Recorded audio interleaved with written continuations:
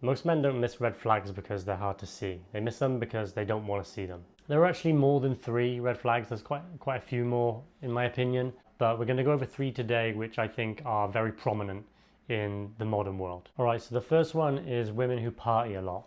This is not necessarily just in regard to like younger women, say in their like early mid-20s, who are the typical age of a girl who parties a lot.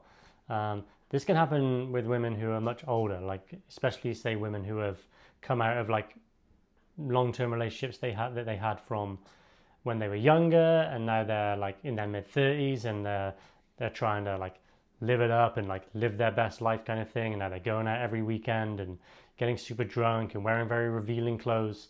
Like if you're involved with a woman who's going out regularly to bars and clubs, essentially advertising herself to other men, then like I'm sorry to break it to you, but she's not your woman. And it's not a case of them not being able to be trusted. It's the cold hard truth that there are men in these environments, and women know fully well what they're doing when they put themselves in these environments in revealing clothing. It is purely for the attention of men. Now, if you confront your woman about this, then she's just going to say, no, I do it for me and the girls to have a good time, and we like to get pictures and we like to look nice. You're just being controlling or insecure and all these things that they're going to throw at you. No, because if they respect you and they respect your relationship, then they do not go and put themselves out in the shop window for other men to gaze upon and approach and potentially sleep with. It's going to invite male attention. So the fact that they know that is a direct disrespect to you and the relationship. And there's every chance that eventually some guy that really tickles her fancy in some way approaches her, and all of a sudden her attention is now turned to this guy, and maybe something will happen on a one-off. That's bad enough, but she might end up losing interest in you. And if she doesn't go out, that scenario can never happen, you know? You either need to do one or two things in this situation. You either need to tell this woman that this isn't behavior that you're comfortable with, and if it's going to continue, then you would rather let her do her thing and you get out of there and you go your own way, you know? Or you need to ask her if she's willing to stop this behavior, and this is a good test of how serious she is about the relationship and how serious she is about you. And if she agrees, then that means she knows exactly what she's doing and she values the relationship more than she does the attention from all these men. I've dated plenty of girls when I was younger who were into partying, and it's just a nightmare, you know, because like they're getting all this attention. Like women get attention, guys don't, you know. You may see a girl looking at you or something, but women don't behave the same way. Men approach women and men want to get something from women. Women wait to be approached. So the difference is clear here. And if you're with a woman who goes out a lot, like there's a chance that like guys have got her number from previous encounters or whatever, and like they're just going to be popping up and texting her from time to time, you know. You could be sat eating dinner one night where you both stayed in and you want to have a romantic night, and then it's like 11 p.m. and her phone's buzzing and you're like, who's that? And it's just like some random guy who she's met in a club like earlier that year or something, and he wants to have some fun, you know. So don't waste your time with these women. It's not worth it. It's just stress and aggro, you know. Okay, next one is feminists, and they are everywhere nowadays. But trust me, like you can find like good, smart, grounded women who do not buy into these ideas.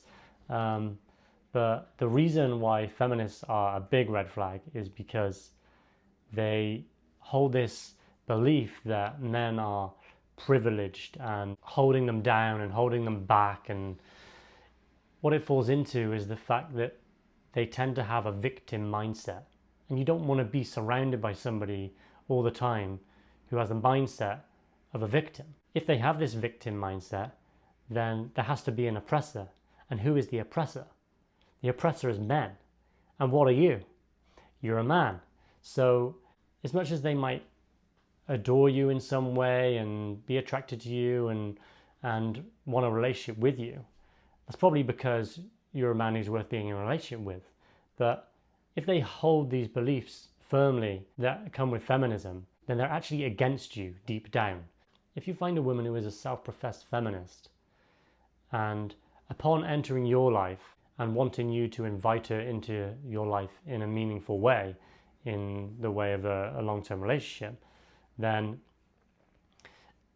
a good woman who recognizes the value of that will drop all these beliefs. But there are a lot of very stubborn women too out there, and a lot of very stubborn feminists. You just don't want to get involved with these women. If they're not willing to drop all that shit and step into your frame as like the strong, competent, masculine guy, which is the type of man you should be trying to be if you want to have a decent relationship with women, because that's what they're going to respond to, then yeah, it's a waste of time with feminists. Just don't even go there, because it's just going to be fights and challenging you and not respecting you. Yeah, never going to be worth it. And so the third and final one is women with daddy issues. And when I say daddy issues, I mean they just didn't have a good relationship with their father. Maybe he was absent for whatever reason. Maybe he took it upon himself to leave because he wasn't interested in raising a child. Maybe he was just not a very proactive father, and he was there in the home when she was growing up, but he just never got involved with her and showed her what a strong, competent, masculine man is, and how they behave and how they act, because they need that in order to grow up respecting men. And I think this is where a lot of feminists come from, and certainly all these women who seem to take issue with men a lot. A lot of them are coming from backgrounds where there wasn't a prominent masculine father figure in their life when they were growing up. Again, it's just not going to be worth your time, because these women, they have no history of a positive and healthy relationship with a man that stems from childhood, which can then allow them to go into life respecting and understanding the value of a good man. And so without that, it's just going to make your life really, really difficult. And I don't think it's worth entertaining women who can't see the value of a good man and are probably more than likely going to be against a good man, because they won't be able to step into your frame and follow your lead. Now, as I said, there are a lot more red flags than just 3, but these are ones that I think are very important as far as the modern world today goes, especially if you live in the West. Like, it's very hard to find women who aren't feminists or like to party a lot, or who didn't grow up in a household which had a strong male role model. But if you want to learn about more red flags that I've observed during my time dating and think are important, then let me know down below and I'll make another video. I got a few other topics that I want to touch on in the next few videos, but if enough people want it, I'll make one of those like in between all those to give you a few more of the red flags. So definitely let me know about that. And if you enjoyed this, you got something from it, please give me a like. And if you're new here, hit the subscribe button. And as always, I will see you in the next one. Peace.